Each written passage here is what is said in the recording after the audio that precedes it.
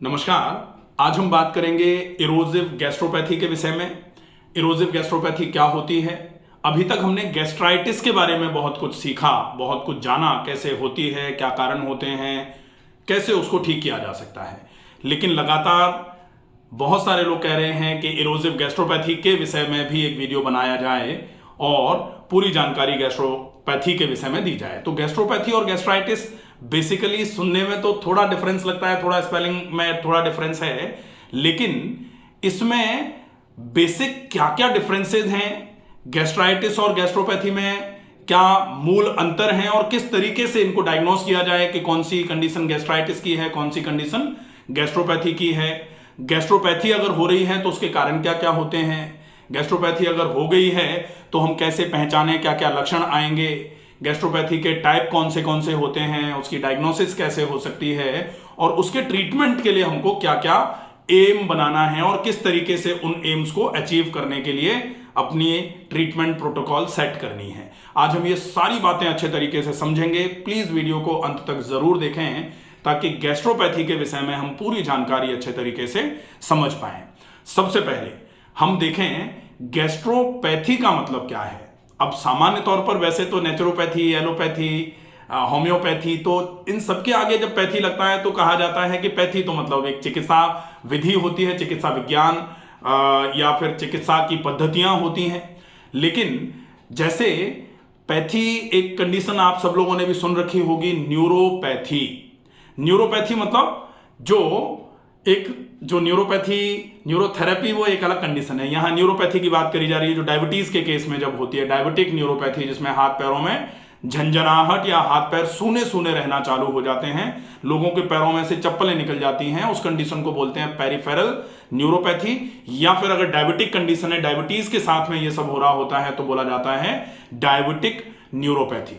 तो वो जो न्यूरोपैथी है मतलब डैमेज टू द नर्व, तो यहां पैथी का मतलब डैमेज हो सकता है। और गैस्ट्रोपैथी जब बात आती है तो गैस्ट्रोपैथी का मतलब होता है कि कोई भी वो बीमारी जो आपकी स्टमक की इनर मोस्ट लाइनिंग जो होती है, म्यूकोसल लाइनिंग जो होती है, उसको जब डैमेज करने का काम करे विदाउट इन्फ्लेमेशन, तब वो कंडीशन गैस्ट्रोपैथी की कंडीशन में रखी जाएगी। इरोजिव नेचर की अगर वो है, इरोजन्स पाए जा रहे हैं डैमेज के साथ में, तो उसको इरोजिव गैस्ट्रोपैथी कहा जाएगा। सबसे पहला डिजीजेस ऑफ स्टमक जो है उसको पूरे के गैस्ट्रोपैथी का मतलब हम एक ब्रॉड स्पेक्ट्रम में बोल सकते हैं डिजीजेस ऑफ स्टमक।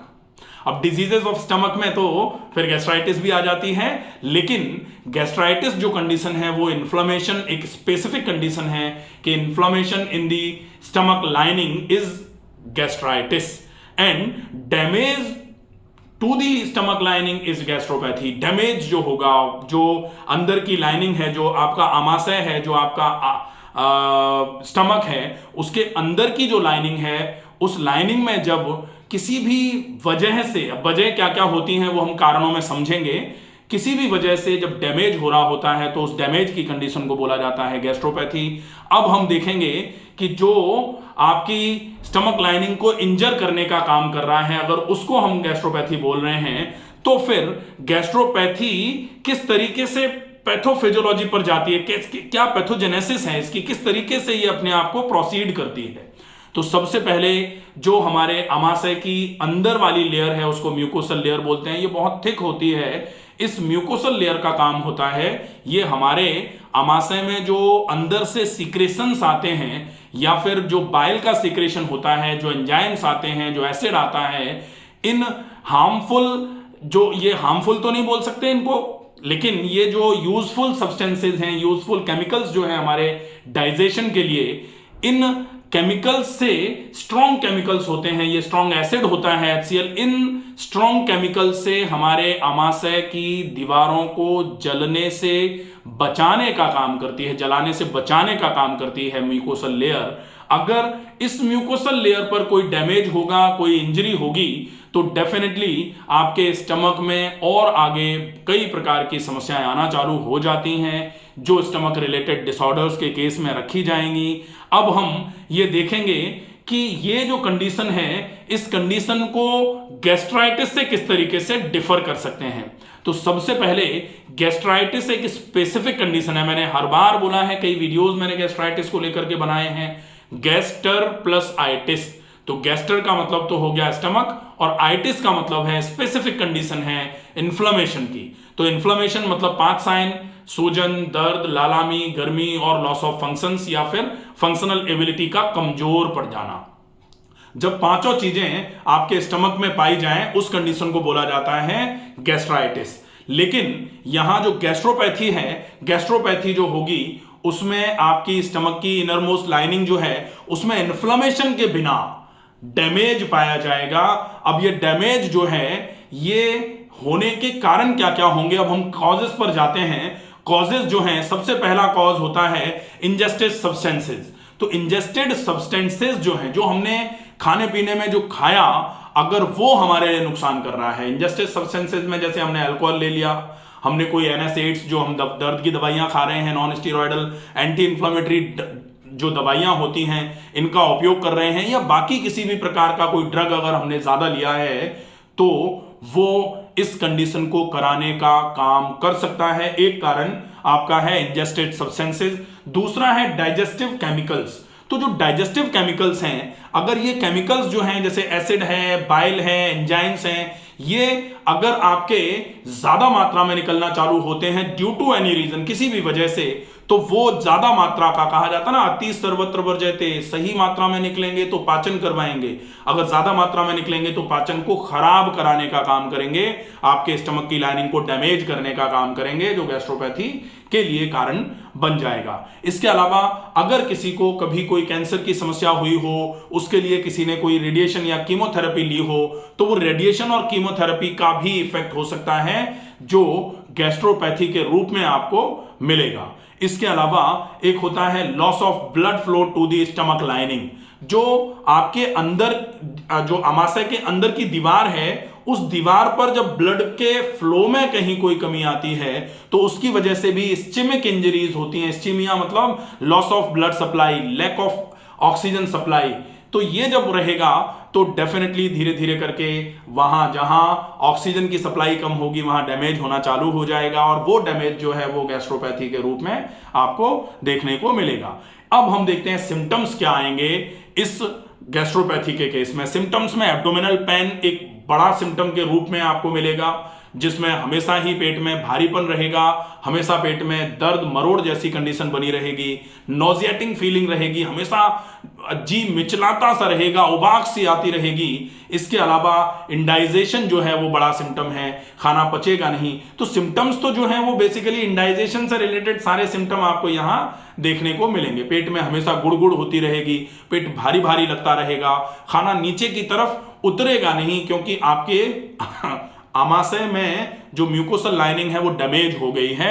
अनीमिया हो सकता है क्योंकि अगर गैस्ट्रोइंटेस्टिनल ब्लीड हुआ, गैस्ट्रोइंटेस्टिनल ब्लीडिंग हुई डैमेज लाइनिंग से, तो डेफिनेटली आपके अनीमिया के रूप में आपको एक समस्या देखने को मिलेगी। अनीमिया अगर रहेगा तो अनीमिया इंड्यूस्ड फटिग रहेगा, आपको कमजोरी रहेगी, खून की कमी है, आरबीसी के नंबर कम हो जाएंगे, लाल रक्त कणिकाएं कम होने की वजह से आपको लगातार फटिग जैसा फील होता रहेगा।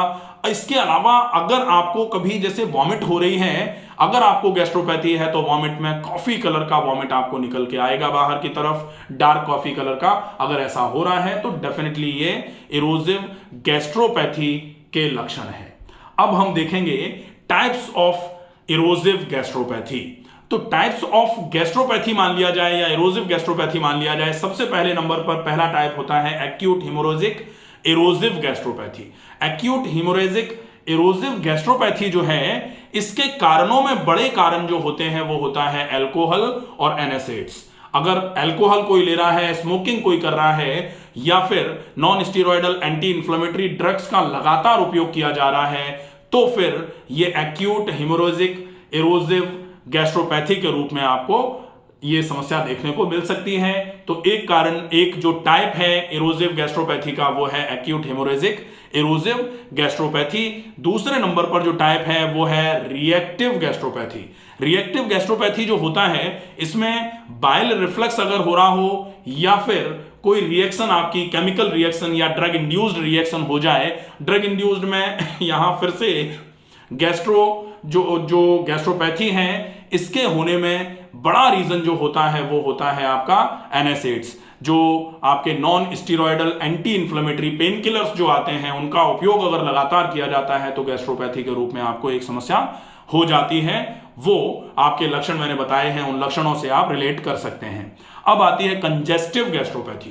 कंजेस्टिव गैस्ट्रोपैथी, जब हम जैसे गैस्ट्रोपैथी की डायग्नोसिस के लिए आगे देखेंगे क्या करना पड़ता है, तो जब हम एंडोस्कोपी कराते हैं तो कभी कभी एंडोस्कोपी में लिख के आता है कंजेस्टिव गैस्ट्रोपैथी। कंजेस्टिव गैस्ट्रोपैथी कब होती है? जब लिवर से रिलेटेड कोई बीमारी होगी। अगर किसी को लिवर से रिलेटेड बीमारी है या फिर किसी को पोर्टल हाइपरटेंशन की समस्या है, तब फिर जो होगी गैस्ट्रोपैथी, वो गैस्ट्रोपैथी होगी कंजेस्टिव गैस्ट्रोपैथी, क्योंकि लिवर की तरफ चीजें चल नहीं पा रही हैं। कंजेशन लगातार आपके जो इंटेस्टाइन है या स्टमक है उधर की तरफ बढ़ता जाएगा। उसकी वजह से जो गैस्ट्रोपैथी के चेंजेस आएंगे, स्टमक में डैमेज जो होगा इनर मोस्ट लाइनिंग पर, वो कंजेस्टिव गैस्ट्रोपैथी के टाइप में जाएगा। जो फोर्थ वन टाइप जो है वो है हाइपरट्रॉफिक गैस्ट्रोपैथी। हाइपरट्रॉफिक गैस्ट्रोपैथी जो है, यहां पर जो स्टमक की अंदर की लाइनिंग है उसमें सूजन ज्यादा आ जाती है, हाइपरट्रॉफी हो जाती है, सेल्स जो हैं वो बड़े बड़े हो जाते हैं, जो लार्जर साइज के हो जाते हैं। और इसका जो मतलब होता है वो जेनेटिक कंडीशन भी हो सकती है, जिसको जॉलिंगर एलिसन सिंड्रोम बोला जाता है। वो एक स्पेसिफिक कंडीशन है जो हाइपरट्रॉफिक गैस्ट्रोपैथी के रूप में आपको देखने को मिल सकती है। टेस्ट जो है वो एंडोस्कोपी से आप इसको रिलेट कर सकते हो, एंडोस्कोपी से इसको डायग्नोस किया जा सकता है। एंडोस्कोपी करा करके जब ये कंफर्म हो जाए कि किस तरीके की आपकी गैस्ट्रोपैथी हुई है, तब फिर हम इसके ट्रीटमेंट का प्लान बनाएंगे। ट्रीटमेंट के लिए विशेष रूप से चूंकि डैमेज हुआ है जो स्टमक लाइनिंग है उसमें, तो डैमेज को हील कराने के लिए बहुत ज्यादा आवश्यक है। हीलिंग यहां और किसी चीज से नहीं हो पाएगी। हीलिंग के लिए कंप्लीट लाइफस्टाइल चेंजेस करने पड़ेंगे आपको। डाइट का, एक्सरसाइजेस रेगुलर रहेंगी, क्योंकि जो बेसिक्स कॉजेज हैं उन कॉजेज में एक कॉज ये भी होता है कि आपका ब्लड सप्लाई कम हुआ है स्टमक पे। वो अगर कारण है तो बिना एक्सरसाइजेस, बिना ब्लड सर्कुलेशन को इंप्रूव कर रहे आप इस समस्या को पूरे तरीके से ठीक नहीं कर सकते हैं। अगर कंजेस्टिव गैस्ट्रोपैथी है और लिवर पर लोड आप डाले जाओगे तो फिर प्रॉब्लम रहेगी। तो डाइट का भी स्पेसिफिक रोल है, तो यहां स्पेसिफिक डाइट रहेगी, स्पेसिफिक एक्सरसाइजेस की थेरेपी रहेगी, एलिमिनेशन, डिटॉक्सिफिकेशन, शुद्धि के लिए पूरे प्रोसेस रहेंगे। साथ में जो आपकी लाइफस्टाइल है उसमें आपको करेक्शन करने पड़ेंगे। और कुछ बहुत अच्छे नेचुरोपैथी के ट्रीटमेंट्स होते हैं, इनका अगर सही तरीके से उपयोग किया जाएगा, डेफिनेटली इस गैस्ट्रोपैथी की कंडीशन को पूरे तरीके से ठीक तो किया जा सकता है, लेकिन टाइम काफी लग सकता है। अब कितना टाइम लगेगा ये डिपेंड करेगा कि आप कितना अच्छा फॉलोअप कर रहे हैं। अब मैं पार्ट 2 इरोसिव गैस्ट्रोपैथी का बना दूंगा, जिसमें डाइट, एक्सरसाइजेज, जो नेचुरोपैथी ट्रीटमेंट्स हैं वो, अलोंग विद लाइफस्टाइल करेक्शंस और परहेज क्या क्या रखना है इसमें, इन सारी चीजों पर स्पेसिफिकली पूरा क्या प्लान रखना है, किस तरीके से सवेरे से लेकर शाम तक आपकी लाइफस्टाइल होनी चाहिए, ये पार्ट 2 वीडियो कर दूंगा। क्योंकि वीडियो लंबे हो जाते हैं तो लोग कहते हैं कि वीडियो बहुत लंबा बना देते हो, और इंफॉर्मेशन अगर पूरी नहीं मिले तो फिर बहुत मतलब कि होती नहीं है। इंफॉर्मेशन जहां से मिले वो पूरी ही मिले। अगर आपको ये वीडियो पसंद आए, समझ में आए, तो ज्यादा से ज्यादा लोगों तक इस वीडियो को शेयर करें। कुछ लोग ये कहते हैं कि आप पढ़ा देते हो चीजों को, तो मेरी कोशिश ये होती है कि आप अपनी बीमारी के बारे में पूरा अगर समझ लेंगे तो थोड़ा ठीक रहेगा। भाई एक दो बीमारी अगर किसी को है तो आप अगर अपनी बीमारी के बारे में पूरा जानते हैं तो कम से कम यह है कि कोई आपको उल्टी सीधी पट्टी नहीं पड़ा पाएगा, आप सही ट्रैक पर चल पाओगे। और कारण का निवारण पूरे तरीके से, अगर इलाज आपको चाहिए तो आपको अपने कारण को हटाना पड़ेगा। और ये नेचुरोपैथी में तो हम शुरू से कहते आए हैं कि जब तक आप कारण का निवारण नहीं करेंगे, कारण को खत्म नहीं करेंगे, तब तक बीमारी को खत्म नहीं कर सकते हैं। कारण को जानने के लिए मैं ये पूरा जो डिटेल जो होती है डिजीज की वो बताने की कोशिश करता हूं। लोग कहते हैं कि हम कोई स्टूडेंट थोड़े ही हैं तो इतना पढ़ें। स्टूडेंट नहीं है, मैं समझता हूं इस बात को, लेकिन मुझे लगता है आपको अपनी बीमारी के बारे में पूरी जानकारी होनी चाहिए, इसलिए ये पूरी वीडियो आप तक पहुंचाई है। आशा है ये वीडियो आपको पसंद आएगी, ज्यादा से ज्यादा लोगों तक ये वीडियो पहुंचाएं। स्वस्थ रहिए, सुरक्षित रहिए, धन्यवाद।